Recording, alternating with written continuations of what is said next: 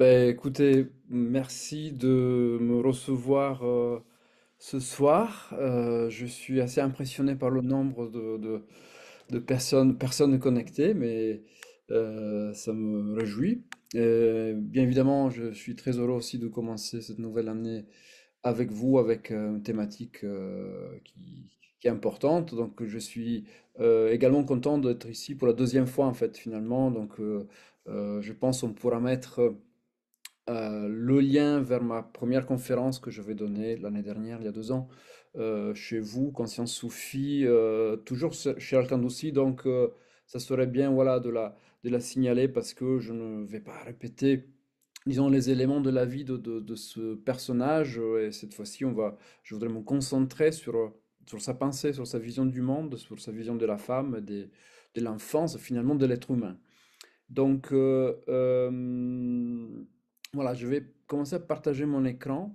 Je vais également mettre un timer pour surveiller l'heure parce que euh, il faut voilà,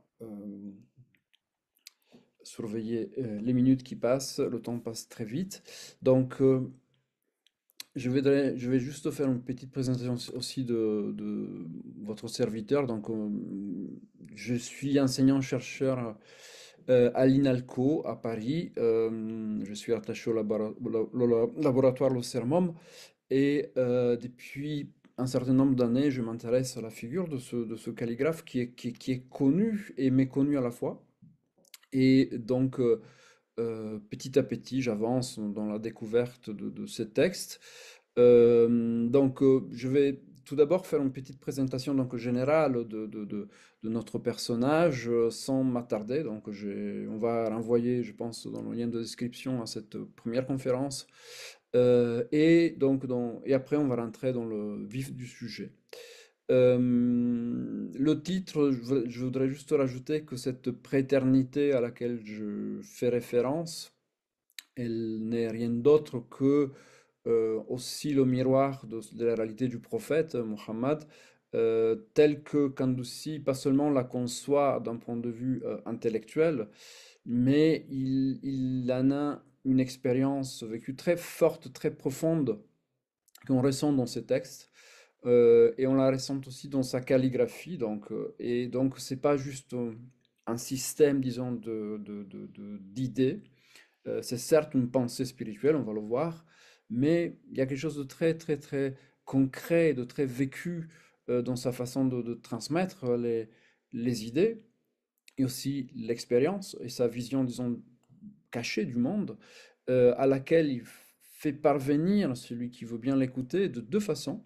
Donc, l'une, c'est bien évidemment, elle est textuelle, il a rédigé énormément, il a écrit beaucoup, donc des traités, des commentaires, mais aussi, et c'est ça qui fait l'intérêt de ce personnage, il a utilisé le dessin, bien évidemment la calligraphie, disons, savante, mais également des dessins beaucoup plus simples comme celui qu'on va voir ce soir, que j'anticipe ici et que je vais expliquer, disons, vers la moitié de la conférence, parce que, voilà, on va voir qu'est-ce que c'est ce dessin, ce cercle assez particulier. Et c'est ça qui fait l'intérêt, disons, de ce personnage, c'est l'articulation entre les deux façons de véhiculer l'enseignement spirituel, donc bien évidemment la doctrine, mais également les supports graphiques, les supports graphiques. Et il va faire cela, on va le voir, avec un trait très simple qui contraste en quelque sorte avec les calligraphies savantes qu'il sait faire, hein, avec son style assez unique. Euh, Parce que, c'est une des questions que j'ai, il s'adresse très probablement au peuple, hein, à un milieu assez simple et pas du tout un milieu exclusivement savant. On va le voir dans sa vie. Donc, je vous mets tout à haut sa signature, sa façon d'écrire son nom. Quand il Excusez-moi, est Monsieur écrit Kaburti, je Mohammed, suis désolée de vous couper. oui, Est-ce que vous pouvez mettre votre présentation en mode plein écran, en mode oui, diapositive, s'il vous plaît, oui, pour qu'on puisse vous avez raison, mieux merci. voir? Merci beaucoup. Merci, j'ai l'habitude de garder ça, mais c'est mieux. Parfait, Non, vous merci, avez c'est bien beaucoup mieux. fait. C'est très bien comme ça. Donc là, vous voyez en haut sa façon d'écrire son nom en arabe, Mohammed, il met le M de Mohammed en haut. Et on va voir que quand, par exemple, il va écrire le nom du prophète, il va mettre le M en bas, dirigé vers le bas, hein, pour montrer à quel point le prophète était le serviteur de Dieu. Et donc, il signe, hein, ses ouvrages. Euh, et il donne dans ses ouvrages, dans les annotations, beaucoup de détails autobiographiques. C'est une chose assez étonnante. Bien évidemment, on a des petites entrées biographiques voilà, dans les livres qui traitent la vie des saints de Fès. Mais c'est très peu par rapport à ce qu'on peut découvrir dans les textes, dans les annotations qu'il lui-même a laissées. Donc ça, c'est une chance assez inouïe de pouvoir travailler sur les autographes. Donc tout ce que vous voyez là, ce sont des pages qui ont été écrites par la main de notre auteur.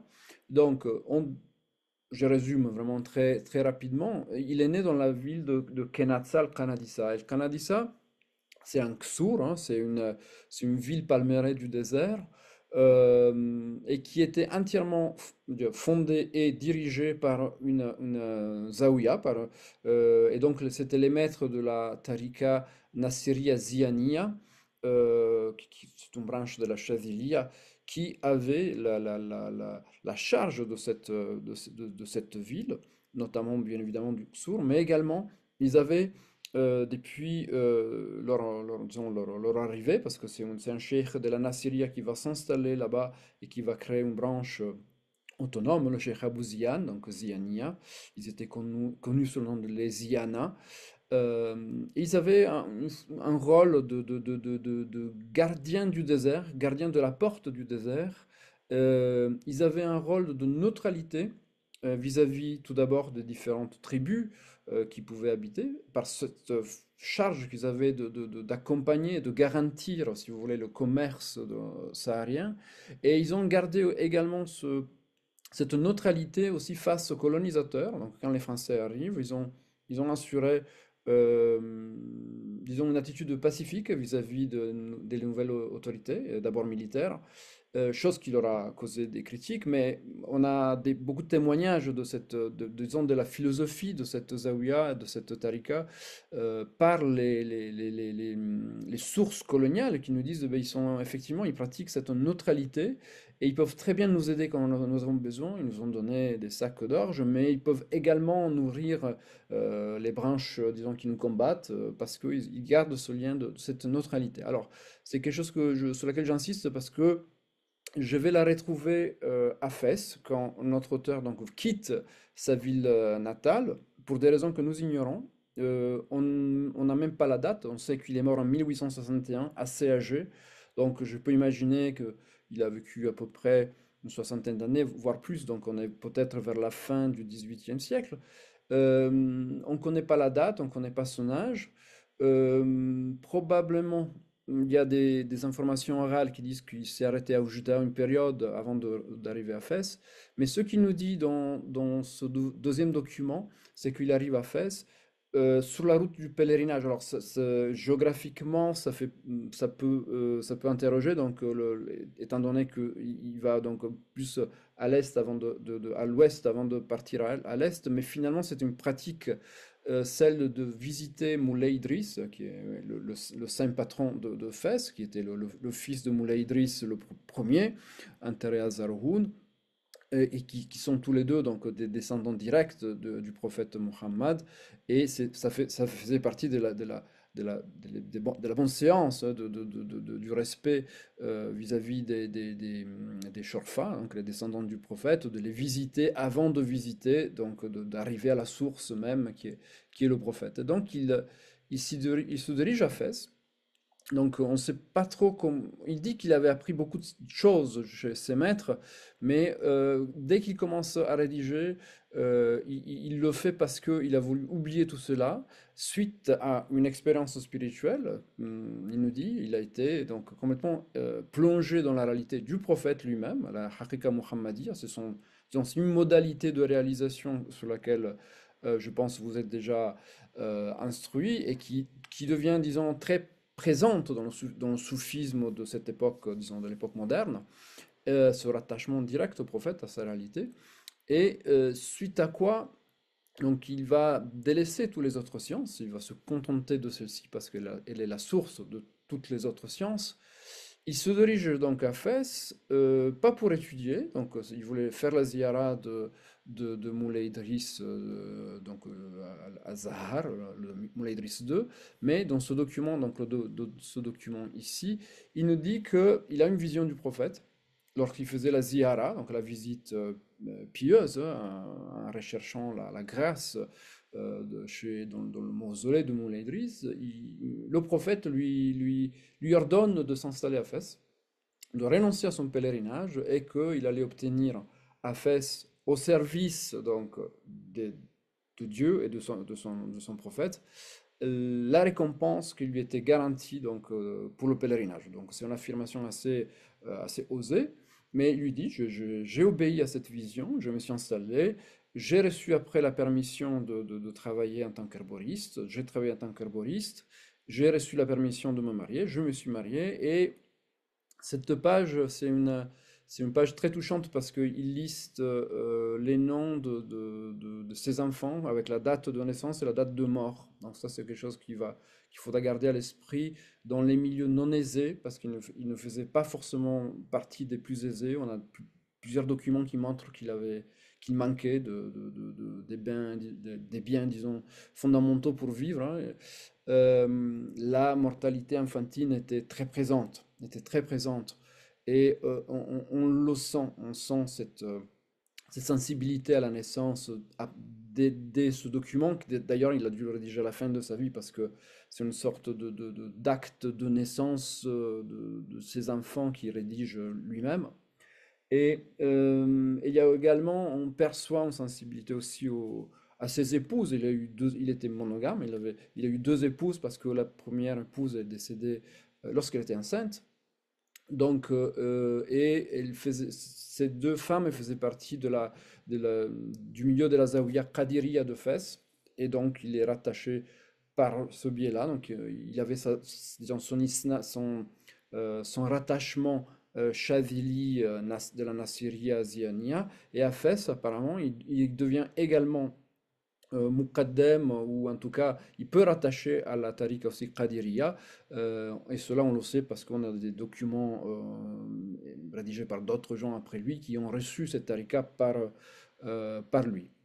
Mais je voudrais aussi dire tout de suite que ces liens initiatiques ne font pas vraiment partie de son identité. Il n'avait pas de zawiya, il n'était pas cheikh comme cheikh de Tarbiya. C'était un homme qui travaillait dans le souk, on va lire une page qui le montre très bien, et qui enseignait assez largement, je pense, sa science, hein, et qui le faisait dans un dehors des cercles, disons, confrériques. Et au contraire, il a des pages assez sévères hein, sur le confrérisme entendu comme une espèce de formalisme et surtout comme un culte du passé. Un culte du passé qui nous empêche de voir finalement que la sainteté, elle est toujours présente, elle est toujours contemporaine. Tout saint a été contemporain.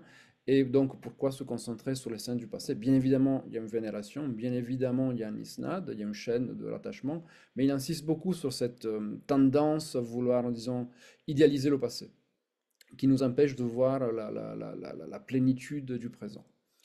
Et alors, sa spiritualité, comme on l'a déjà vu, elle est vraiment caractérisée par cette présence du prophète. Et on la retrouve dans d'autres pages qu'il rédige, dans lesquelles il note par exemple des aurades qui reçoivent directement du prophète, toujours à Moulay Idriss. Moulay Idriss, donc il faut s'imaginer Fès.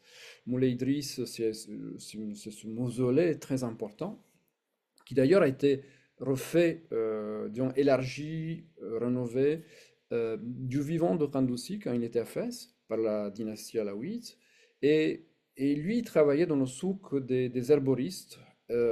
Aujourd'hui, on l'appelle l'Atarin, le souk al-Atarin, qui est à côté de ce mausolée, qui est le cœur même de la ville. Et donc, au cœur du mausolée de Moulay Idriss, on a tout d'abord les métiers les plus nobles, hein. Donc, les parfumeurs, les herboristes. On a un peu plus loin les artisans. Et bien évidemment, on vend des nougats, on vend des sucreries. plus loin, on a les artisans, on a le cuivre d'abord, les tissus, et plus loin encore, on a, disons, tous les métiers qui peuvent déranger pour des raisons d'odeur, comme voilà, comme tout ce qui concerne le travail du cuir. Donc, ça, c'est un peu la géographie sacrée de Fès. Et lui, donc, il doit passer beaucoup de temps à Moulay Idriss, dans lequel il copie les Dalal el-Khayrat d'Al-Jazouli, il récite quotidiennement les Dalal el-Khayrat d'Al-Jazouli chez Moulay Idriss. Et il a plusieurs visions du prophète, ou de Moulay Idriss, ou des inspirations dans ce lieu sacré. Et il va donc les noter dans des pages qui sont inédites. Et il y a un point parmi ces dévoilements qui nous interpelle. Le prophète, lui, dévoile sa généalogie. Donc la généalogie, c'est-à-dire donc la lignée de ses pères. Et on s'attendrait à disons, une découverte qu'il soit peut-être sharif, descendant direct du prophète, parce que le prophète lui dit, tu viens de moi, tu es de moi. Il exprime dans ces termes, dans une vision, mais finalement non.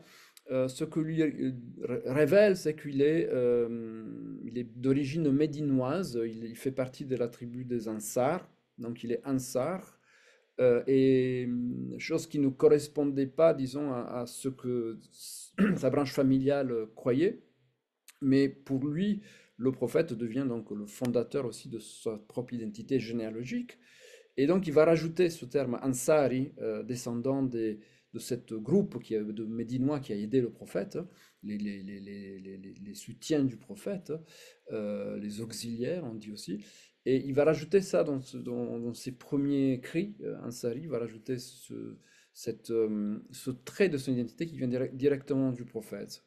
Mais on trouve aussi dans ces pages-là des critiques envers ceux qui n'ont pas cru à ce dévoilement. Donc il a certainement été critiqué par cette prétention à vouloir être descendant des Médinois sans pouvoir en donner, disons, des preuves généalogiques attestables, des preuves, disons, documentaires. Et donc, très probablement, les généalogistes de Fès, ou ils disent des ulémas, l'ont critiqué, et probablement il a été aussi critiqué pour ses prétentions spirituelles. Il n'a peut-être pas été reconnu. Et vers la fin de sa vie, en tout cas, on a des pages dans lesquelles il dit que voilà, il s'est entièrement caché. Les gens viennent à lui seulement pour lui demander des mukashafat, des dévoilements spirituels, qui lui révèlent des choses un peu secrètes, ésotériques, on va le voir. Il a un enseignement qui est très ésotérique, très alchimique. Et cela ne l'intéresse plus parce que ça ne fait pas partie de la vraie sainteté. Et, et dans ce milieu de Fès, il a également des contacts, pas seulement avec le peuple, mais également avec le palais. Il faut savoir que le palais, le sultan était à Fès, et Fès était la capitale, et le palais donc royal était à Fès, et il a donc des contacts avec un milieu beaucoup plus aisé que le sien, et qui le soutient.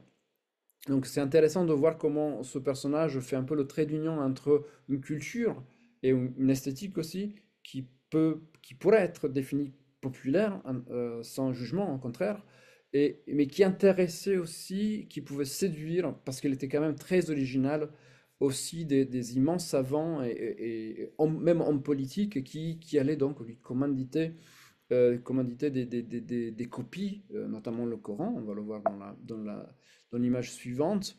Donc, ah oui, ça c'est par rapport où est-ce qu'il est décédé. Il est décédé donc à Fès. Il est enterré très probablement, selon les sources biographiques, à Bab Ftour, qui est le cimetière le plus principal de Fès, là où énormément de saints de Aoulias sont enterrés. Et justement dans un carré qui appartenait à une famille de la famille Sarraj, qui était disons, le gouverneur de Fès de l'époque, et qui lui a toujours accordé son aide. Et ça, on peut le deviner aussi par des lettres qui se sont échangées.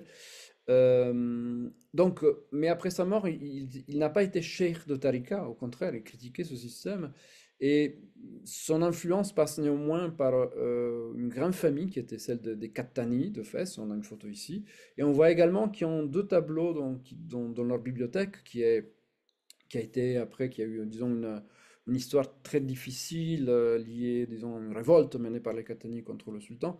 Donc, ils ont des tableaux qui très probablement font partie de l'art de Kandouzi, le calligraphe, et on sait qu'ils connaissent, ils étaient en contact avec Kandouzi, et ils ont reçu une initiation à certaines prières sur le prophète qui venaient de Kandouzi. Et donc, les ouvrages de Kandouzi, une partie d'entre elles dérivent du fonds documentaire qu'on appelle CAF, Kattani, la queue de Kattani, de la Bibliothèque nationale du Royaume du Maroc. Et donc, finalement, on doit à cette famille Kattani aussi le fait d'avoir préservé l'enseignement de Kandouzi, qui probablement sinon aurait été oublié. On aurait connu seulement la calligraphie de Kandouzi, mais pas ses écrits. Donc l'œuvre de Kandouzi, elle s'articule autour de deux moments. Donc il y a la partie calligraphique, donc avec des tableaux muraux, des copies calligraphiées comme le Coran de la Khairat. Ce sont des ouvrages, donc ce sont disons, des œuvres qui ont été faites sous commission. Donc il a été payé pour faire cela. Euh, je ne vais pas revenir sur ça. Mais il rédige aussi. Il a des ouvrages personnels, donc, qui sont soit des ouvrages originaux, donc, comme celui qu'on va voir aujourd'hui, qui sont soit autographes, soit on a des copies copiées par ses disciples, ou des commentaires, comme la Bourda, le poème de la Bourda, il a rédigé un long commentaire. Et on a aussi, ce que je disais déjà, je vous ai déjà montré, énormément d'annotations personnelles. Donc ce sont des lettres, des colophons, des petites, voilà, des petits textes comme ça qui rajoutent à ces ouvrages. Donc ils les relient ensemble et c'est très touchant à lire quand vous rentrez. Je pense, j'ai l'impression, mais sans certitude, qu'il a rédigé ces annotations vers la fin de sa vie quand ça allait mal pour cette question de sa généalogie, de son origine, de ces dévoilements du prophète auxquels les gens ne croyaient pas, probablement. Et on sent une souffrance. Et on sent aussi le fait qu'il a voulu laisser ces documents pour dire, voilà, ça fait partie de mon identité spirituelle.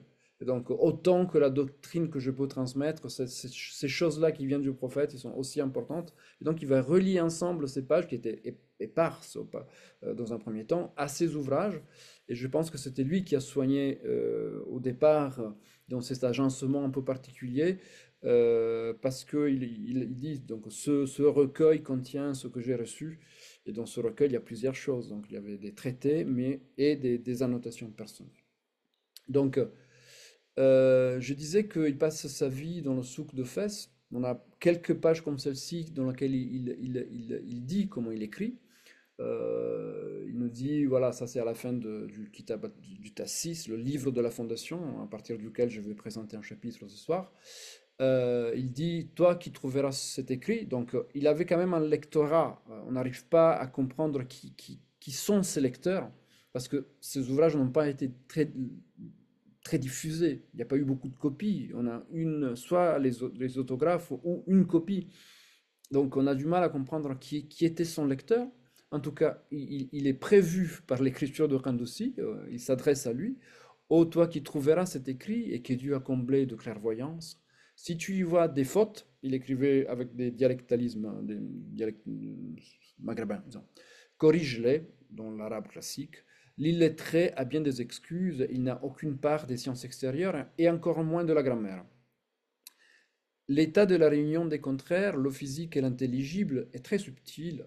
Je composais ce livre dans le souk des herboristes, où je vends et j'achète pour gagner ma vie. J'écris, et un client vient à moi, en me demandant un dirham d'absent, de thym, de fenugrec, de nigel. Je pose alors la page, je le serre, puis je reviens du monde des sens à celui de l'esprit.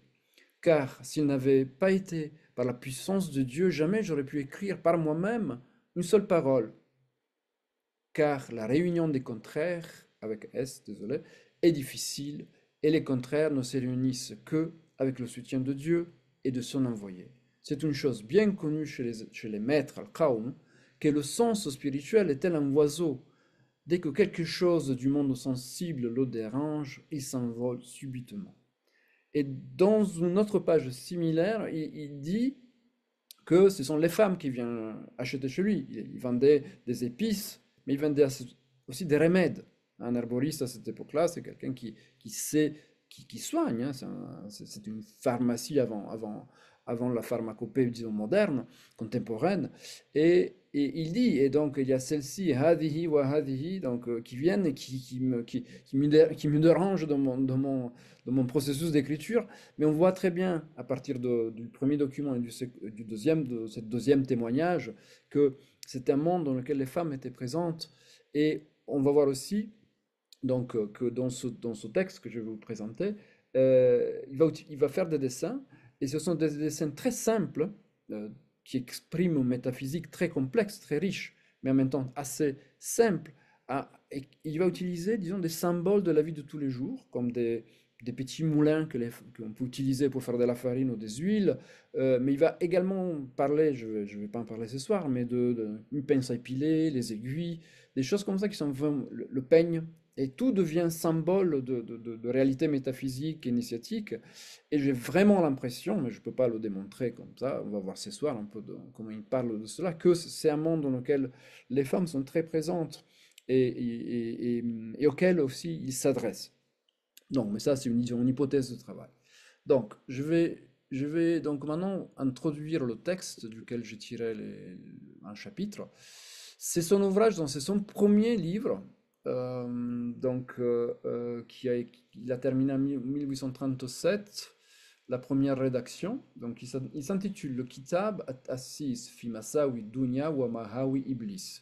Donc, le Kitab Assis, je vais l'appeler le livre de la fondation, mais si je traduis le titre en entier, c'est le livre dans des principes fondamentaux qui régissent, disons, qui expliquent les dangers de ce monde, les maux de ce monde, les dangers, et disons, les abîmes du diable, donc d'Iblis. Donc c'est un livre qui est une sorte de littérature dans laquelle il raconte l'histoire de l'origine de l'univers, l'origine de l'homme, mais également tous les dangers, les conflits, toute la dualité que l'homme doit traverser dans, ce, dans, ce, dans sa vie terrestre, qu'il va affronter donc avec les instruments qui sont donnés par la loi, hein, la charia, et par les instruments qui sont donnés par l'initiation, donc le suluk, la tariqa, pour arriver donc à la haqiqa.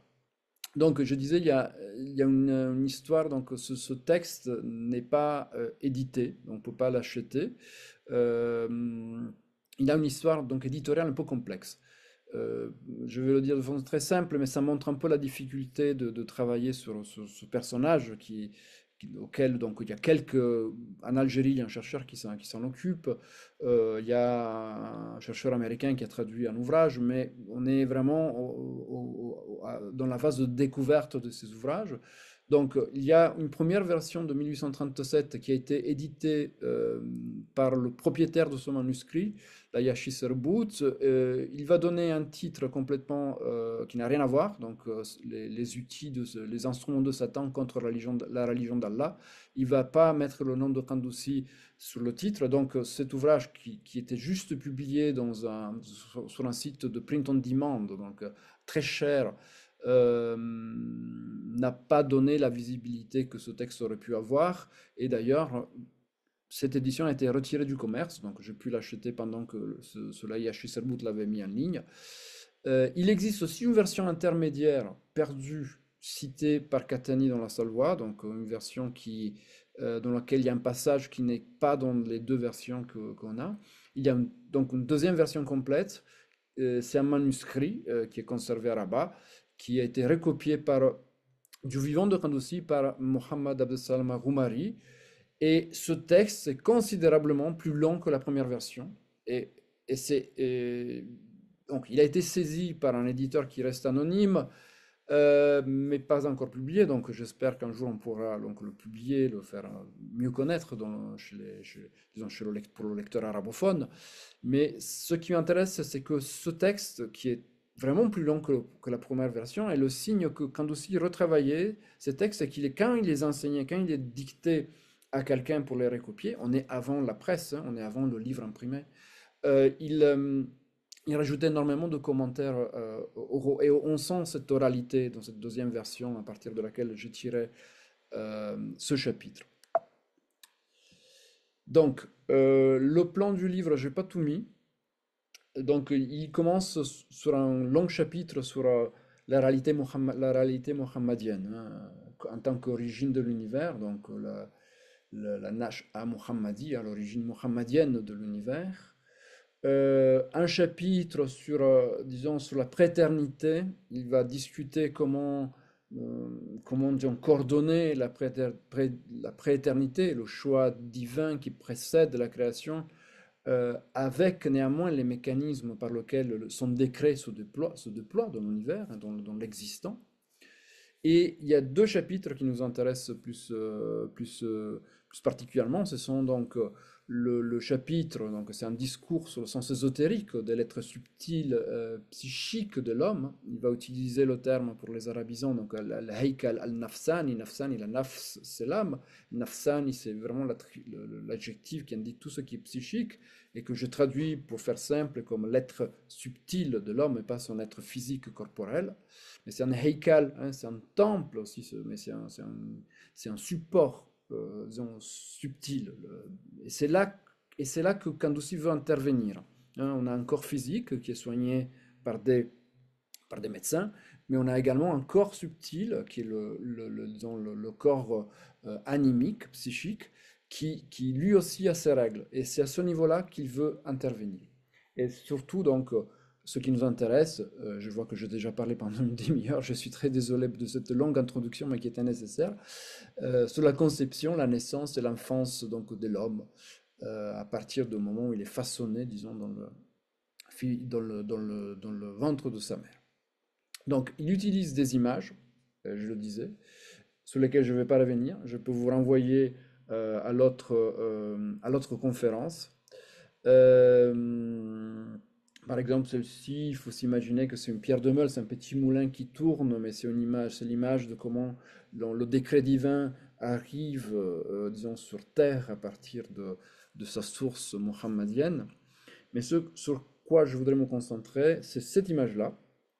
Alors, cette image-là, donc, c'est la Qurra Nafsani, hein, c'est la sphère de l'être subtil de l'homme. Et donc, c'est une image dans laquelle il va montrer comment l'âme, ou les âmes, parce que c'est au pluriel, se connectent finalement au sens physique, hein, les sens et les organes de la perception de l'homme, lors du processus, donc tout d'abord de développement de l'embryon, mais également lors de l'apparition du moi chez l'enfant. Donc là, je vais donc couper donc ma présentation un instant pour juste vous lire des pages. Donc, euh, j'espère que vous voyez l'image en entier. Je ne sais pas si Mona, vous pouvez me confirmer. Euh, Oui, on vous voit bien. Très bien, Parfait. très bien. Donc là, je voudrais que juste on va suivre disons, quelques pages de Kandouci. Et il veut d'abord donc il nous a décrit comment l'univers est né à partir de la réalité du prophète. Et là, il veut nous dire comment finalement l'esprit descend de cette réalité mohammadienne et il va se loger dans le ventre de la mer. Bien évidemment, on a la volonté divine hein, qui va mettre en œuvre, il parle du vent, le vent de la volonté divine qui pousse donc les parents, hein, l'homme et la femme, à s'unir. Et donc, ils vont s'accoupler. Et lui, il a une embryologie, disons, médiévale. Hein. On parle de l'eau de la femme, l'eau de l'homme qui vont se réunir, les os spermatiques qui étaient autant de l'homme et de la femme. Et lorsque Dieu veut créer, existencier l'homme, et donc il va voiler, il nous dit, il va voiler cette nutfa, hein, cette goutte qui a été créée, la première formation de l'embryon, des parois de l'utérus. Il va donc le protéger, il nous dit, des mucoses et de l'utérus, bien évidemment c'est le menstru, de façon à le protéger de la corruption et d'assurer donc le développement de l'embryon. Il n'utilise pas ce terme, c'est moi qui vais l'utiliser pour rendre, disons, le discours plus compréhensible. Et c'est donc un discours assez à la fois traditionnelle hein, dans l'embryonologie médiévale, qui prévedait, donc il nous dit que il faut afin que dans l'embryon puisse se développer, il faut un équilibre entre les complexions de la mère et du père, la chaleur, le froid, l'humidité et la sécheresse. Donc ce sont des termes aussi qui viennent de l'alchimie.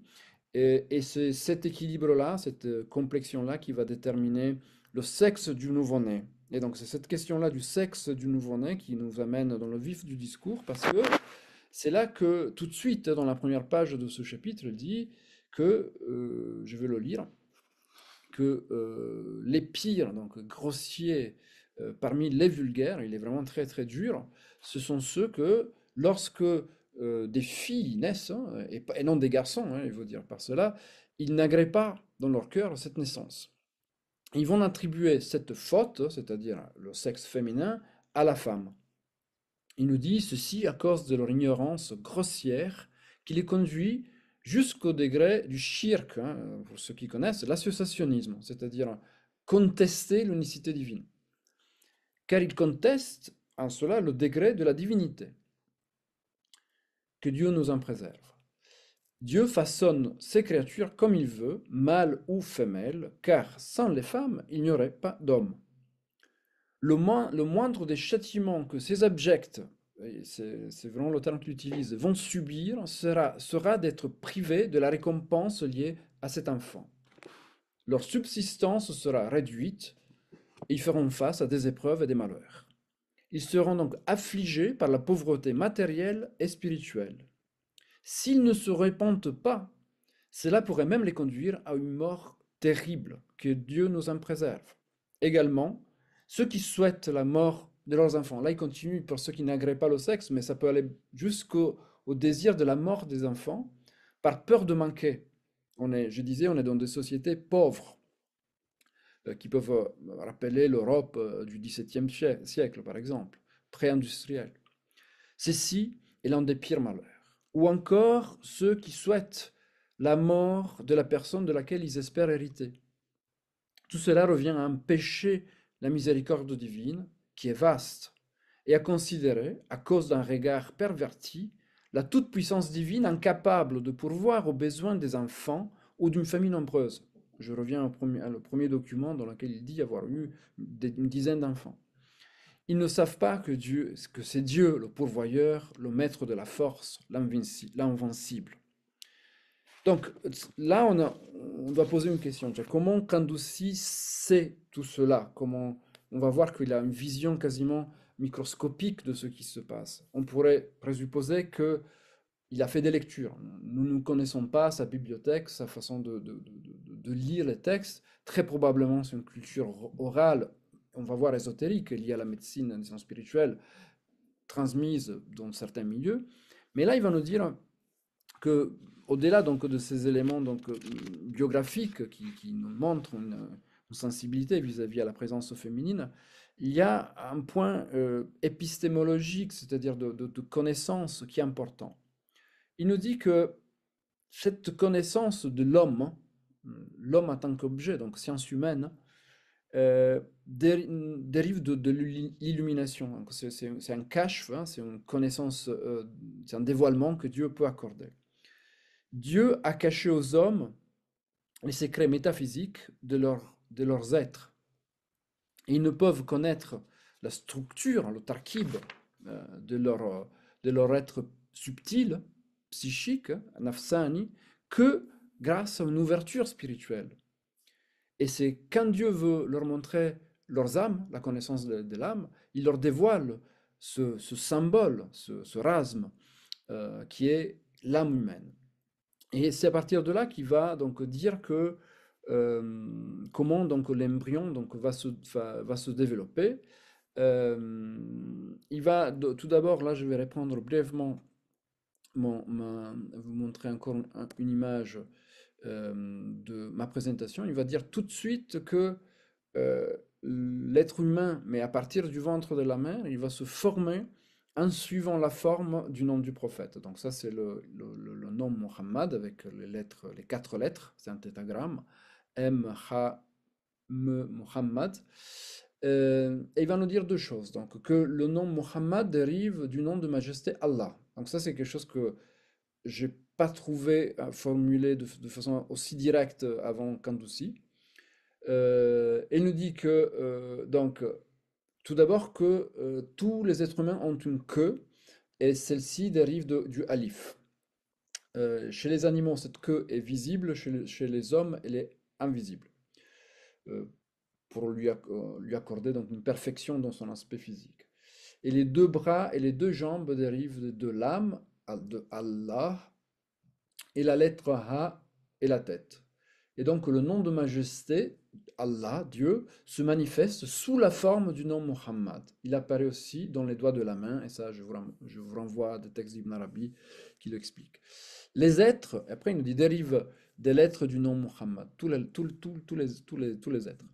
Certains d'entre eux dérivent du Ha, certains du mime redoublé, certains du dal, certains de deux lettres, certains de trois. Et les êtres humains dérivent des quatre lettres, parce qu'ils suivent la forme, hein. Le mime, c'est la tête, le ha, ce sont les bras, le deuxième mime, c'est le ventre, le dal, ce sont les deux jambes. Et donc les êtres humains dérivent des quatre lettres, car le vrai, le Dieu rattacha Adam et sa progéniture, donc la forme du premier homme et de sa progéniture, au nom de son bien-aimé Mohammed. Donc ça, c'est une idée qui est ancienne, hein, celle du nom de Mohammed comme réceptacle de la forme humaine. Mais là, on va voir qu'il le dit vraiment pour disons, protéger disons, l'idée que dans la femme, il n'y aurait pas une perfection. Donc, suite à quoi, il va nous dire aussi une chose très très très forte, que je vais paraphraser parce que le passage est assez long et il faudrait voir les autres images de Khandousi, mais il nous dit que finalement quand c'est le moment pour l'esprit de descendre, de se relier à la matière, il nous dit, et là vraiment il est très percutant parce qu'il s'adresse à son lecteur, il dit, réveille-toi, hein, Fantabi ya maghrur mithli, hein, réveille-toi, hein, ô distrait, hein, comme moi, hein, il dit Paradab. Il faut être donc éveillé, il faut avoir de la perspicacité spirituelle vis-à-vis du mérite du prophète, hein, qui est à l'origine, justement, on l'a vu, de notre forme, disons, forme physique. Et tu dois donc connaître donc la, la matière de l'origine de chaque nouveau-né qui a été qui a été façonné à partir des secrets, secrets donc spirituels qui sont les mêmes secrets de l'univers. Il y a une relation forte entre tous les secrets spirituels que l'univers peut contenir et les secrets qui sont contenus dans la forme du nouveau-né. Et il nous dit que quand Dieu veut envoyer l'esprit, sa nasama, donc son souffle, il va donc charger des anges de l'apporter jusqu'au ventre de la mer, et ils vont descendre dans une colonne de lumière en faisant donc toute forme de glorification. Il parle de tasbih, le fait de dire subhanallah, de taqdis, voilà, de proclamer la sainteté de Dieu, takbir, hein, ils descendent en proclamant Allahu Akbar, tahlil, la formule de la ilaha illallah, à partir donc de cette réalité mohammedienne au ventre de la mer, en faisant également la prière sur le prophète. Donc, et lui, il dit, bien évidemment, nous n'avons pas conscience de cela. Hein. Il va, dans un moment donné, ils vont dire que même la mère n'a pas forcément conscience de cela. Et il nous dit, parce que si on prenait conscience de la présence il parle d'un pôle mohammedien, c'est-à-dire cette colonne de lumière qui nous relie, on serait, disons, dans une extase permanente, hein, al-farh al-mufrit, al-farah al-mufrit, donc une joie extatique qui probablement nous empêcherait de vivre normalement. Donc, cette lumière va se propager ensuite dans les veines qui vont se créer, dans les tissus, il parle de l'ukhum, les chats, ce sont des tissus de l'embryon, comme l'huile qui se propage dans une lampe. C'est la réunion donc de deux aspects, le subtil, le grossier, de l'être. L'esprit qui va rentrer dans sa nouvelle demeure, prononce d'abord une parole de gratitude, alhamdoulilah, puis il va dire La ilaha illallah Muhammad Rasulullah, donc les deux propositions de la déclaration de foi. Et ça, c'est disons, la première chose que l'esprit dit une fois avoir rencontré la matière. Et là, Kandoussi va commencer à décrire, c'est ça qui nous intéresse, la perception aussi de la mère. Donc, dans ces premiers moments de la grossesse, elle perçoit donc le sang, ce qu'il appelle des bawar, des vapeurs, des montées dans son ventre, des bouffées de chaleur, hein. Elle peut avoir des vertiges, donc des nausées, comme si elle était ivre. Et il peut également ressentir un état d'oppression qui l'enveloppe. Ceci est dû, selon lui, au fait que l'esprit, le ruh, mais il faut vraiment comprendre ici la vie, qui est en elle, en fait, il a le même statut d'un être qui se réveille de son sommeil. La fatigue qu'elle éprouve dérive en fait de cette première phase de propagation de l'esprit dans l'embryon. Donc il parle de Saryan bil Haykal. Il va se propager l'esprit dans son nouveau support.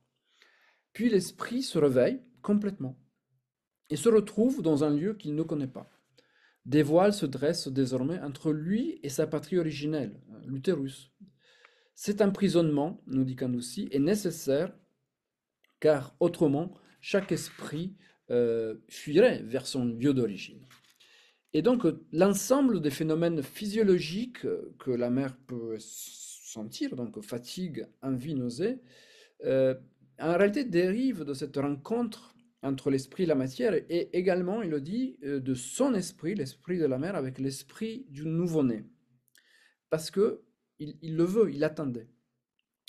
Et là, il commence à donner des instructions précises aux gens de la maison, hein, la famille de la femme enceinte, et surtout aux époux.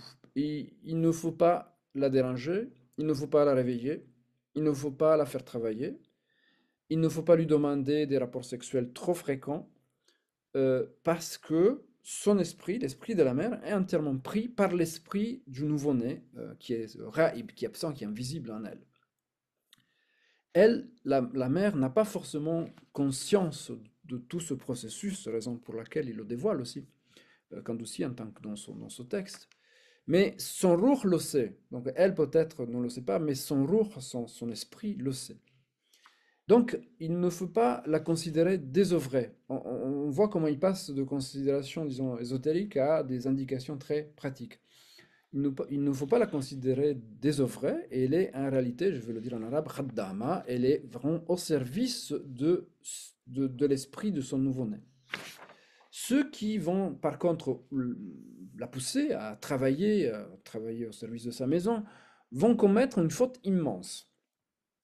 Et également, les envies que la femme ressent contiennent un secret spirituel semblable au souhait du hôte de sacrifier ce qu'il a de plus précieux pour son invité.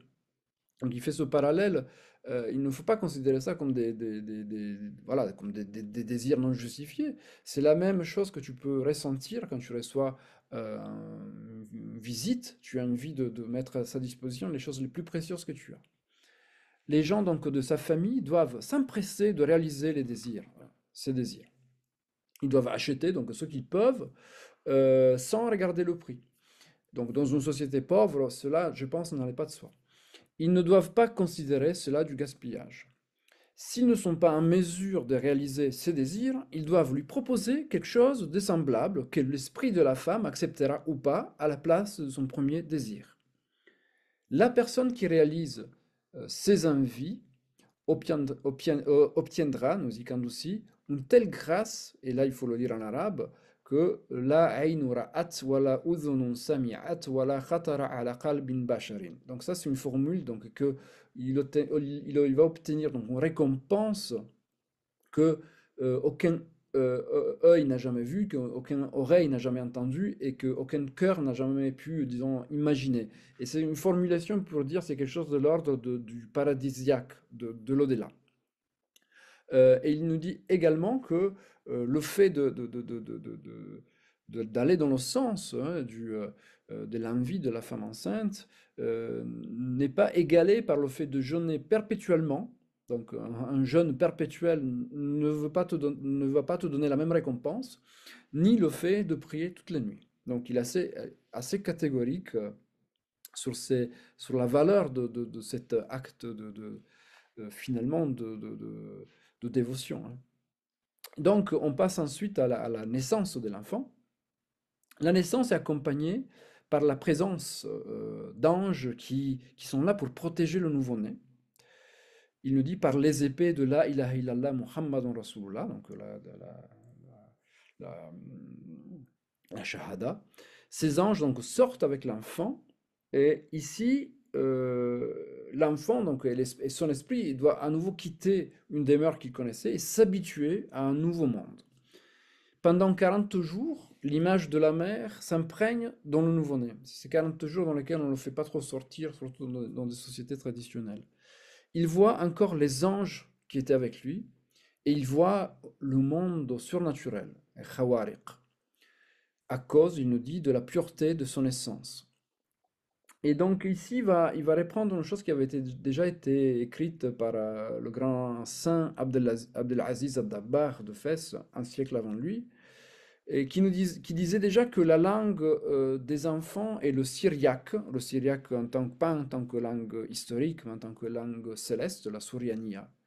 Et il nous dit que les gazouilles de l'enfant, qui va écrire en arabe are, avec alif re, are, en fait, ce sont des prières qu'il fait dans cette langue, la souriania, le syriaque céleste, pour ses parents. Et il dit une chose aussi qui est assez remarquable. Il dit que si les gens connaissaient la réalité de la langue des nouveau-nés, mais là on parle vraiment de nourrissons, ils s'empresseraient vers les maisons dans lesquelles se trouvent des nouveau-nés, et disons beaucoup plus de l'ardeur avec laquelle ils vont voir les morts dans les cimetières. Ils vont faire les ziyarat, chose bien évidemment louable pour chercher des bénédictions. Mais en fait, si vous savez qu'il y a également des bénédictions dans les nouveau-nés, par leur proximité avec le ciel, ils se dirigeraient beaucoup plus vers les maisons dans lesquelles il y a des nouveau-nés que vers les cimetières. Donc, ça, c'est la naissance. Je vais aller un peu vite sur l'enfance. Sur l'enfance, c'est assez intéressant ce qu'il nous dit parce que on est dans l'enfance, mais vraiment dans la petite enfance. Dans la petite enfance, il nous dit que finalement, ce qu'on voit chez les enfants, ce sont des ahwal malakiya, ce sont des états angéliques qu'il garde avec lui dans un premier temps, dans sa petite enfance. Par exemple, euh, il, il, euh, il va faire des choses qui sont très dangereuses parce qu'il ne connaît pas la réalité, les lois physiques, il est encore dans un état angélique, et surtout il aura, je vais résumer et paraphraser, il aura, disons, toute une sorte, un altruisme qui est celui, disons, qui vient de Dieu. Il ne donne aucune importance au bien matériel. Il ne connaît pas la valeur économique des choses, donc il peut troquer, il nous dit par exemple, on va le revêtir d'un habit il nous dit brodé avec de l'argent et de l'or, il peut le troquer tranquillement avec un petit oiseau pour jouer avec, et il nous donne beaucoup d'exemples comme ça, je pense, de la vie de tous les jours, et il nous dit c'est l'ithar, c'est une qualité spirituelle, c'est le fait qu'il préfère les autres à lui-même, il n'a aucun besoin de choses matérielles, il est dans le non-besoin, et toutes ces choses-là, qui sont des qualités angéliques, mais qui sont également tout ce qu'il lit, ce sont des qualités qu'on doit réaliser tout au long de la voie spirituelle. Il va les perdre. Il va les perdre parce que, à un moment donné, ces ahwal qui sont angéliques vont se transformer petit à petit dans des états qui sont, disons, plus sombres, qui sont ceux liés à la naissance du moi, qui est nécessaire, hein, bien évidemment, qui est nécessaire. Donc, je vais reprendre maintenant ma présentation et je vais vous montrer à nouveau cette image. Ça, c'est la main de Kandusi. Donc, on voit que le disciple, je vous ai montré un cercle beaucoup plus élégant. La deuxième copie faite par un disciple, il utilisait le compas. Lui, il faisait tout à la main comme ça. Et il nous fait ce dessin-là. Et dans ce dessin, il nous dit, c'est la naissance du moi. Donc, je vous l'explique. Au centre, alors théoriquement c'est du vert, hein, on ne le voit pas bien parce que c'est une copie que j'ai pas disons, la bonne résolution, la bonne image de cette page. On a l'énergie, le centre, il nous parle de le miroir de l'énergie, la himma, mais ici, il faut vraiment comprendre ça, pas au sens soufi du terme, himma en tant qu'énergie spirituelle. La himma ici, c'est la vie, c'est l'énergie vitale, qui est la source de tout le mouvement de l'être. Après, on a un premier cercle rouge. Il nous dit que c'est le premier corps. Alors, j'ai pas bien compris. Je pense que c'est le premier corps qui est subtil. Ou autre chose. Il ne l'explique pas. Hein, il n'est pas très systémique dans sa façon d'expliquer. On a un deuxième cercle rouge. C'est le deuxième corps. Je pense que c'est vraiment le corps. Puis, on a des rayons. Il dit qu'ils sont 366. Ils sont des âmes, au pluriel, qui sont rattachées à 7 points extérieurs, Jilliya, et à 7 points intérieurs, qui va les appeler d'une autre façon, je vais vous le dire tout de suite, qui sont finalement les organes sensoriels et je dirais passionnels avec le sexe. Et il va faire deux fois le même point parce qu'on a l'organe manifeste et l'organe caché, l'organe subtil. Et il va donc établir un enseignement assez disons, particulier. Ces 7 points, ils sont liés donc à chaque organe, donc les yeux, l'oreille, la langue, le ventre, le sexe, la main et les pieds, euh, ont une partie manifeste, une partie cachée qui sont reliées à une âme. Alors âme, il faut le prendre vraiment au sens, disons, figuré, qui est manifeste et caché, et qui vont nous faire commettre des fautes. Donc là, il va devenir assez religieux, Randussi, des péchés qui sont soit des péchés qui sont visibles par les autres, c'est-à-dire des péchés donc non cachés, ou des péchés cachés. Et là, c'est très amusant de lire comment il va donner un nom à chaque type de péché, non caché ou caché. Donc, par exemple, les yeux, ils peuvent être donc Namaria ou Bia, donc le tigre, le loup. Alors, il va établir des attitudes allégoriques négatives. Parfois, j'arrive pas trop à le suivre, hein, et je pense qu'il a dû faire ça en recopiant ce texte pour la deuxième fois ou la troisième fois sous une inspiration. Il y a des choses qu'on arrive à comprendre, hein, le ventre, il peut avoir une attitude liée donc, au porc, donc assez visible, à la hyène qui est plus cachée, et ainsi de suite. Il cite aussi des animaux du désert, duquel il venait, comme le sapsap, ou sepsep, une mangouste du désert. Là, on voit très bien comment il peut passer d'un registre à l'autre de façon assez audacieuse dans ce texte. Et donc ça, c'était pour expliquer comment l'apparition du moi se manifeste donc dans le, dans l'homme. Et pourquoi ça devient initiatique? Parce qu'il nous dit que la vraie connaissance de soi advient quand on procède, on fait le chemin de chaque veine. Il appelle uruq ou anfas ou souffle veine selon les passages. Et il faut donc il faut parcourir donc les gouffres, les abîmes de chacune de ces veines. Il nous dit la yusamma salik salikan hatta yasluk mahamiha mahami anfasihi. Donc il faut faire un voyage intérieur par, par les sens, les organes, jusqu'au centre de l'être. Et il nous dit également une chose il utilise un langage assez fort. Il nous dit voilà, de rentrer dans la grotte de toi-même, hein. Il utilise ce langage hermétique de voyage intérieur. Donc, il est assez lyrique et en même temps assez populaire dans sa façon de présenter. Et par exemple, ce travail, le travail qu'il demande de faire, et donc il a dessiné de cette façon. Donc vous avez à gauche sa main et à droite la copie par son disciple. Mais dans la deuxième copie, faite celle dictée au disciple, il va rajouter des symboles. Il dit par exemple, ce dessin que tu vois là, tu peux le voir d'une autre façon.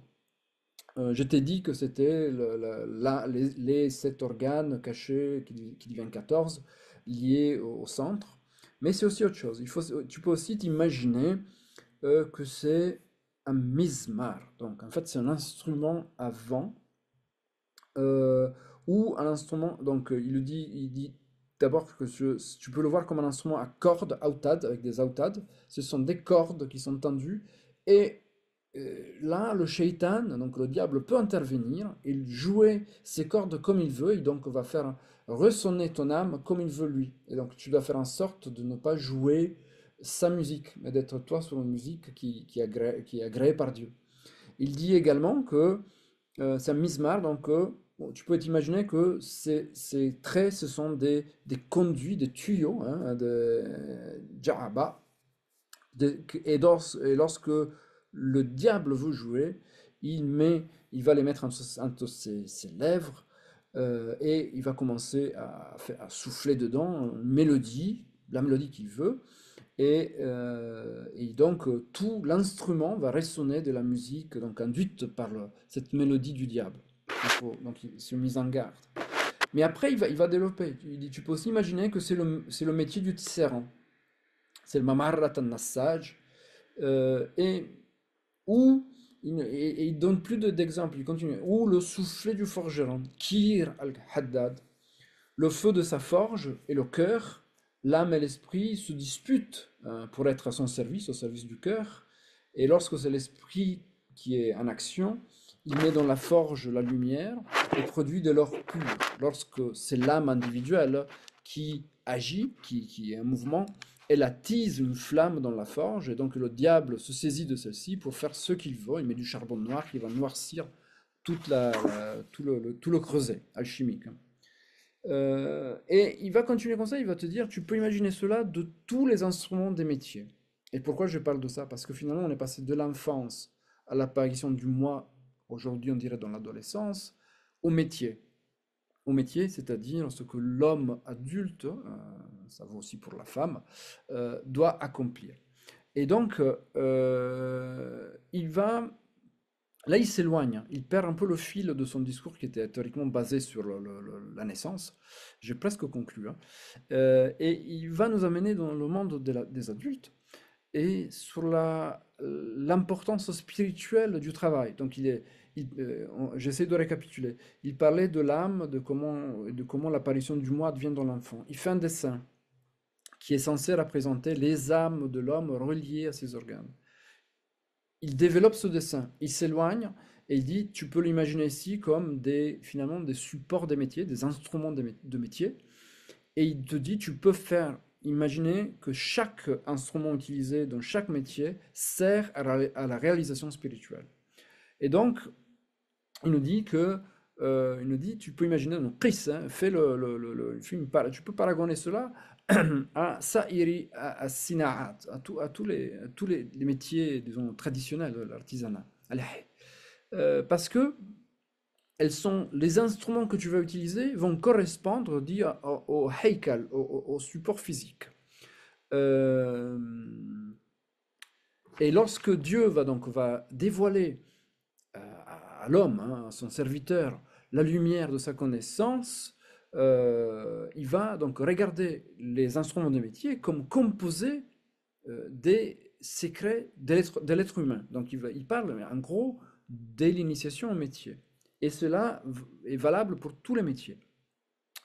Donc les métiers physiques sont constitués d'instruments, d'outils qui sont autant de symboles de la constitution humaine.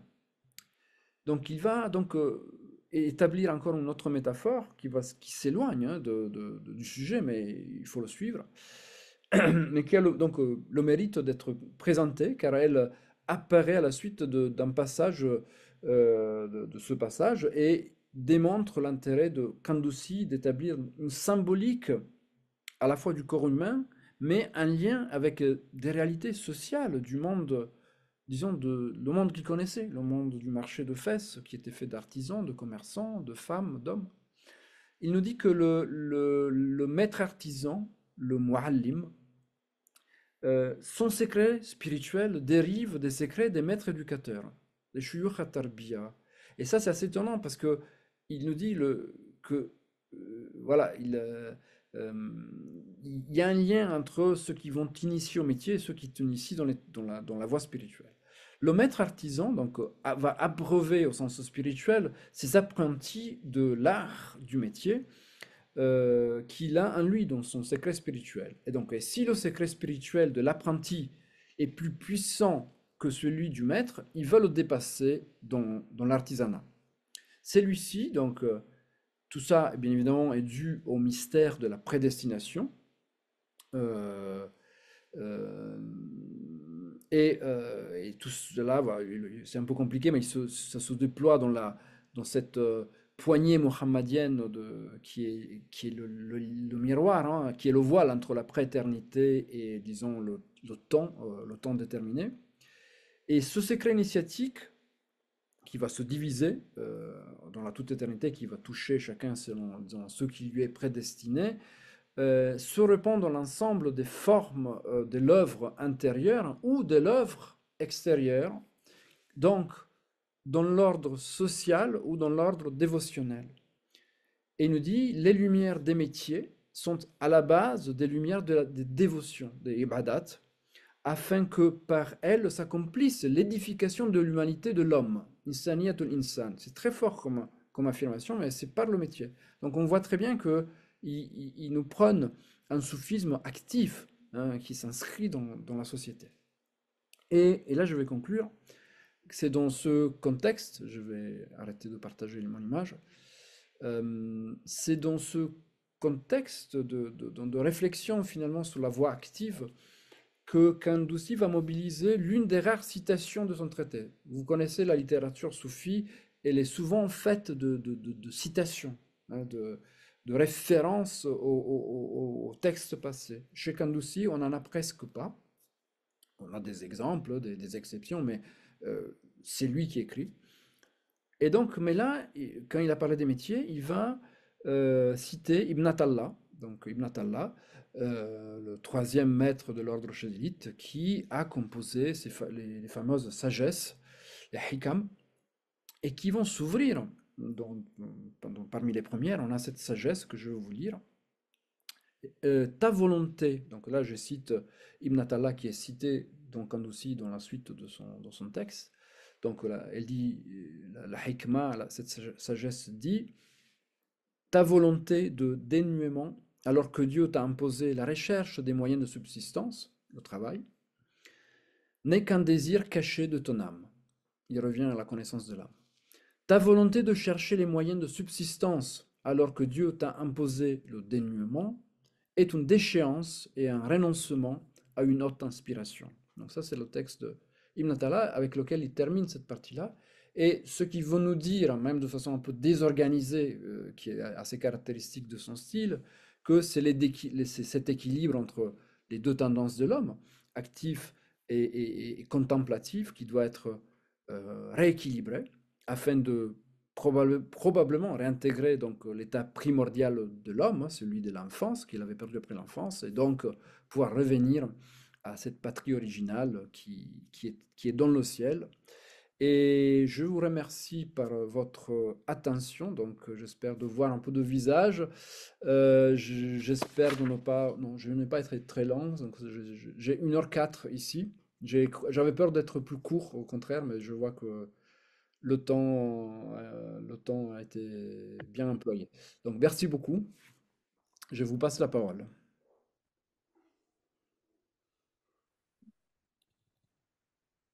Merci beaucoup, Monsieur Tiabotti, pour votre présentation. C'était vraiment passionnant et vous avez su captiver notre attention et vraiment nous offrir des idées fascinantes sur ce sujet. Alors, on peut le voir dans le chat, hein, il y a beaucoup de messages de gratitude hein, de la part des participants qui sont nombreux ce soir. Donc, on va passer à la phase des questions-réponses. Alors, on a une question alors concernant l'accouchement en fait. On voulait savoir quelle interprétation donne Kandoussi de l'accouchement du point de vue de la femme. Parle-t-il d'initiation? Et comment interprète-t-il les douleurs de l'accouchement? Alors, un petit mot en préambule, c'est-à-dire moi je n'interprète pas, moi je peux, c'est-à-dire si une chose est dans le texte, je l'ai bien comprise, je vais vous la dire, mais je vais pas extrapoler, d'accord? Ça c'est mon attitude vis-à-vis des textes que je lis. Si je connais la chose dans le texte, je vais la dire, mais c'est aussi probable que vous allez poser des questions auxquelles je ne peux pas répondre, d'accord? Et notamment cette question de la douleur, elle n'est pas touchée. Il ne parle pas de les douleurs, il nous parle d'un processus difficile du point de vue de l'embryon et de l'esprit, mais pas du point de vue de la femme. Donc ça, il n'y a pas une, il y a pas, il y a pas une, disons un passage explicite sur les douleurs de l'accouchement. Mais je pense que globalement, ce qu'on lit, c'est vraiment bah, c'est plus que initiatique, je dirais, c'est métaphysique, c'est ontologique, hein, c'est vraiment ce qui se passe en elle, c'est vraiment le secret de la naissance, de l'existence, de l'individuation, de la rencontre entre l'esprit qui vient de l'esprit, disons, de la vie universelle du prophète, dans des formes individuelles, et ça se fait dans son corps. J'ai rarement lu, mais je connais pas tout, hein, je peux être démenti demain, un autre texte qui l'envisage de la même façon. Donc c'est initiatique, il le dit pas dans ces termes, hein. Quand les maîtres soufis disent initiatique, ils parlent de suluk, donc de la voie active dans dans la réalisation. Là, on est dans une forme on est, il est là pour accompagner dans la prise de conscience. Donc là, c'est plutôt Al-Kandousi qui devient initiatique, pour nous permettre de réaliser des choses qui sont cachées, qui sont invisibles. Merci beaucoup. Alors, une question sur la concomitance de la conception et de l'insufflation du roh. On nous pose la question qu'a priori, comment dirais-je, le roh était insufflé quelques semaines après la Oui, conception. oui, oui, oui, bien sûr. Donc, si on se réfère au cadre islamique, il y a la tradition, disons, bien attestée et bien connue. Elle dit que c'est par phase de 40 jours. Donc, c'est pas tout de suite, c'est quasiment au troisième mois que l'esprit serait insufflé, selon le hadith. Et il ne cite pas ce hadith. Et ça, c'est extrêmement étonnant parce que c'est quand même une source scripturaire fondamentale qu'il connaît certainement. Je veux dire, c'est quelque chose de culture de base en islam. Il ne le cite pas. Alors là, on a affaire à un personnage, je pense, vous l'aviez déjà rencontré il y a 2 ans, qui est assez énigmatique et particulier et qui ne suit pas forcément un canon littéraire ou religieux bien établi. Donc là, il nous dit plutôt que c'est tout de suite. C'est tout de suite. Alors, là, je change de casquette, je vais peut-être me contredire, faire une petite interprétation. Il faut, je pense, distinguer deux choses. Cette question de l'ange qui vient insuffler au bout d'un certain temps par cycle, la nutfa, mudra, euh, c'est la question de la prédestination. Donc, si vous lisez bien attentivement le hadith, il nous parle de ça. À un moment donné, on a notre prédestination qui devient, donc, qui est insufflée en nous, au point que, voilà, c'est décidé si nous serons chez les bienheureux ou les malheureux. Donc, c'est ça l'information que le hadith donne. Et ça, c'est son arba kalimat, hein, les 4 paroles de la prédestination. Chez Kandoussi, c'est plutôt vraiment quand il dit l'esprit, c'est la vie. C'est la vie, c'est pas l'esprit dans le sens purement, disons, métaphysique. J'ai l'impression que des fois c'est le ruh venant de Dieu, donc c'est l'esprit divin, mais des fois c'est la vie biologique. Il y a une incertitude entre les deux parce qu'il n'était pas formé hein, comme d'autres, donc il utilise un langage et des fois il va dans un sens ou dans l'autre. Mais je pense qu'on peut concilier les deux versions. Mais quand je vais réécrire tout ça, je vais effectivement poser cette question. C'est intéressante, ça montre, disons, pour moi, ce qui m'intéresse, c'est justement, on a une culture savante, disons, institutionnelle, il nous dit ça, il peut s'en écarter. Donc, c'est intéressant de voir comment il travaille avec des données scripturaires. Merci pour votre réponse. Alors, on a une autre question qui concerne en fait les 366 âmes que vous avez mentionnées. Si on pouvait avoir plus d'explications à ce sujet. Je voudrais bien, mais je peux pas. Dans le sens que il le dit comme si c'était une évidence. C'est comme si c'était une donnée partagée. Alors, ce sont des choses que j'ai trouvées ailleurs, hein, qu'on n'a pas une âme, mais c'est des anfas, qui sont des souffles vitaux. Euh, on peut le trouver dans d'autres textes. Alors là, il faudrait que je vais prendre un peu plus de temps pour faire une recherche sur cette. Selon moi, ce sont pas des choses qu'il invente. Ce sont des choses qui étaient connues, partagées, mais qui probablement n'entraient pas forcément dans les livres. Hein. C'était plus de l'ordre de la culture populaire, mais avec un P majuscule. Hein. Le- Donc, mais ce qui, disons, est plus perturbant, c'est que il y a quelqu'un c'est Abdulaziz Souraka. Il a traduit en anglais Kandoussi, il a lu ce texte, il a fait quelques présentations, quelques mémos sur ses réseaux. Il trouvait, mais moi, je n'ai pas voulu pousser disons, la recherche trop loin, mais qu'il y a des parallèles assez impressionnants avec la médecine chinoise. C'est-à-dire, ce sont les, voilà, et je dois dire que c'est vrai parce que quand il parle de Himma, dans le soufisme, on comprend ça comme l'énergie spirituelle, la Himma du maître, l'énergie initiatique finalement. Mais là, c'est le chi, hein, et c'est vraiment ça, c'est-à-dire que c'est 14 canons, même le chiffre de 14 revient de la médecine chinoise. Mais là, je rentre dans le non démontrable. Soit on affirme que ce sont comme ça, des connaissances universelles, ou qu'il y avait une circulation un peu ésotérique, globale. Je sais pas. C'est mystérieux, mais il est mystérieux. Donc non, je peux pas vous donner plus de. Mais ce sont pas des âmes individuelles. C'est pas mon âme à moi. Ce sont, disons, des. Justement, il dit des cordes, des canaux. Ce sont des voies de communication dans lesquelles tout s'anime. Effectivement, tout ce qui a trait à l'âme, à la question de l'âme, est à la fois extrêmement passionnant et vertigineux parce que on touche finalement au mystère de la vie en même temps.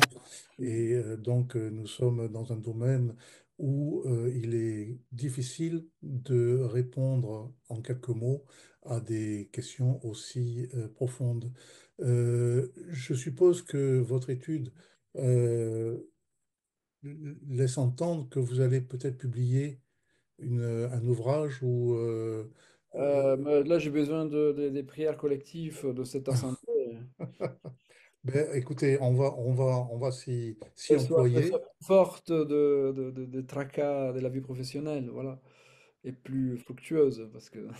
Ah, ben, en tout cas, Mais justement, je reviens au titre de l'ouvrage, hein, c'est pour lutter contre voilà, les maléfices de ce monde et les gouffres un peu diaboliques voilà, que la machinerie infernale. Cela dit, voilà, moi-même, je dois me mettre en disposition oui, l'idée c'est si vous voulez, Kandoussi c'est énorme, je l'avais déjà dit dans notre, j'ai pas tout lu, on peut pas tout lire, hein. C'est des manuscrits écrits tout petits de 400-500 pages, donc il y a des choses on a pu lire et c'est largement suffisant, si vous voulez, pour écrire un premier livre sur Kandoussi que je pense sera bénéfique. Et donc, c'est ça l'idée. Il ne faut pas que j'attende d'avoir tout fait saisir, tout édité. Il faut d'abord, déjà, il y a assez de matériel pour écrire quelque chose de très intéressant. Et pas parce que c'est moi qui le fais, mais parce que c'est l'auteur qui est assez. euh, voilà, qui nous met dans la perplexité. Et après, pour la suite, ceux qui vont venir derrière, hein, ils vont compléter, corriger, élargir. Mais voilà, c'est mon espoir de pouvoir le faire vraiment dans une taille de livre assez, voilà, que ça reste lisible. Très bien. Justement, à ce sujet, vous avez évoqué l'ampleur de l'œuvre ainsi que son aspect qui peut susciter de la perplexité. Or, justement, nous avons une question. L'aspect désorganisé, entre guillemets, du discours de Qantoussi vous rappelle-t-il le style de Muhyiddin Ibn Arabi? Non, bah, pas du tout. Bah, Ibn Arabi, il n'est pas désorganisé. Il y a une structure parfaite. Et on a ses originaux, ils étaient parfaitement rédigés du premier jet, du trait de la main. Si je vous montre les manuscrits de Kanoussi, c'est beaucoup plus torturé. Hein. Donc on n'est pas du tout là, on est chez une personnalité qui parfois est en souffrance. Donc je sais pas du tout l'impression qu'on a en lisant Ibn Arabi. Ibn Arabi, c'est une difficulté qui est due au fait que des fois, le Cheikh Al-Akbar, il nous livre il doit suivre la complexité de ce qu'il nous dit. Alors, chez Kandoussi, c'est aussi comme ça, mais c'est beaucoup plus spontané. Il aurait pu dicter 4 fois ce livre, et peut-être il a fait, mais on ne les a pas, les manuscrits, et changer, développer. C'est plus lié au fait que alors là, je vais utiliser un terme qui va peut-être vous interpeller. Il y a une primordialité dans ce qu'il dit. Et c'est lié aussi au fait qu'il venait du désert, qu'il était un outcast à Fès. Hein. Il avait la peau noire, hein. Il était foncé. Euh, il était dans une tarika qui n'était pas centrale. La Qadiriya, c'est pas la Qadiriya de la Qadr al-Jilani à Fès à cette époque-là. Il y en avait d'autres qui émergeaient, la Tijaniya, la Darqawiya, la Catania après, d'autres projets. Et lui, il se tient à l'écart. Et de ça, de la voix. Donc voilà, c'est un personnage auquel on a donné quand même du crédit, hein, surtout le. Mais bon, il nous dit, j'habite dans une Mistria. Pour ceux qui connaissent Fès, Mistria, c'est même pas un appartement, c'est une espèce comment dire, de mezzanine entre deux bâtiments, dans un escalier. Voilà, c'est une habitation pauvre, humide, il nous dit. Donc voilà, il y a. euh, mais voilà, ça nous donne envie de le découvrir, mais il y a quelque chose ça disparaît avec lui. Mais comme son style calligraphique, on le voit partout, n'est-ce pas? Le nom Allah, ça a été reproduit partout. Mais en fait, il n'y a pas d'école, il a enseigné à personne. On peut le reproduire mécaniquement, mais il n'y a pas eu de Kandoussi après lui. On peut l'imiter, mais c'était un épigone de quelque chose dont on n'aimait pas l'origine. Il dit que ça venait du prophète. Donc il a été un peu le dernier. Et après, il avait une sensibilité. Il faut aussi se rappeler que sa patrie natale, dans ces années-là, elle était occupée par les Français. Ça, c'est quelque chose de cette ampleur-là. Depuis l'époque des croisades, c'était nouveau, c'était pas reproduit. Donc c'était quand même un choc immense. Donc il va se réfugier à Fès aussi.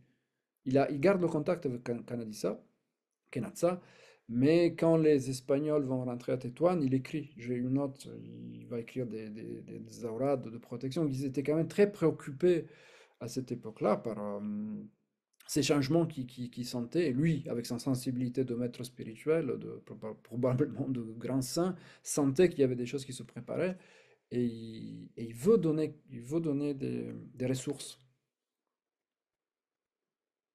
Et ça, je suis dans l'interprétation. Merci beaucoup. Encore une fois, Monsieur Chabotis, c'était vraiment passionnant. Alors, je vois qu'il est déjà 20 heures. Donc, nous allons clôturer là cette conférence. Donc, nous remercions tous les participants qui étaient présents avec nous ce soir. Donc, cette conférence sera disponible donc sur le site Conscience Soufie et sur YouTube dans quelques jours. Et nous attendons avec impatience votre œuvre, Monsieur Chabotti. Vous nous avez mis Oui, bah écoutez, voilà, espérons. Inch'Allah. Oui. Et c'est pas un travail facile, c'est-à-dire, moi je travaille avec une étudiante par exemple qui m'aide beaucoup. Elle m'a dit, mais vous voyez, si Moulay Kandossi a souffert comme ça, vous pensez qu'on va le faire sans souffrir? Mais c'est, voilà, c'est. Et les- sincèrement, ce serait les- une contribution très intéressante parce qu'il est vraiment un profil atypique. Et Dieu sait s'il y en a dans ce monde des saints et des Mais il a savants écrit, inspirés. voilà. Mais la chose qui est assez, disons, particulière, unique, c'est que normalement vous connaissez le saint parce qu'ils ont écrit sur lui. Et lui, on n'a pas écrit beaucoup sur lui parce qu'il est inconnu, mais lui, il a écrit. Donc on est dans l'autobiographie. Donc voilà, je suis en train de lire un peu l'historien Carlo Ginzburg qui a travaillé sur des formes comme ça dans le 1006, 1007, 1006, 1005, 1006 en Italie de nord-est. Mais lui travaille sur des formes comme ça, entre guillemets déviantes, l'hétérodoxie.